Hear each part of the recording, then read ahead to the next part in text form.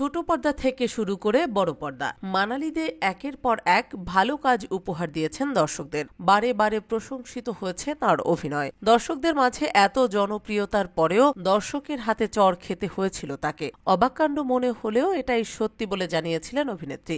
জি বাংলার এক talk show অপুর সংসারে এসে এই প্রসঙ্গে মুখ খুলেছিলেন অভিনেত্রী। ঝড়ের গতিতে ভাইরাল হয়েছিল তার সেই মন্তব্য।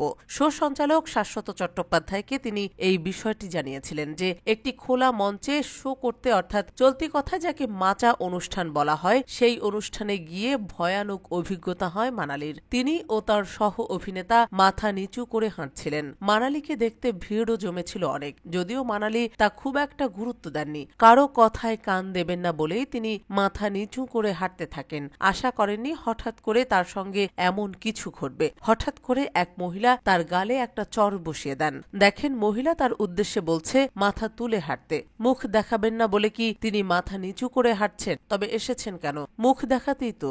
এখানেই শেষ নয়। মানালি আরো জানান যে তাকে একাই নয়, তার সহ অভিনেতার গালেও সেদিন চর বসেছিল। তিনি অবাক হয়ে গেলেও খুব একটা কিছু বলেননি মানালি। বরাবরই মানালি খুব শান্ত স্বভাবের, মিষ্টি মেয়ে বলেও টলিপাড়ায় তার পরিচিতি। ফলে মানালি যে এ ঘটনার পাল্টা প্রতিবাদ করবেন তা অনেকেই হয়তো মনে করেননি, যদিও মানালিও তেমন কিছুই করেননি। মানালির জীবনে এমন অনেক ঘটনাই রয়েছে যা বেশ মজার।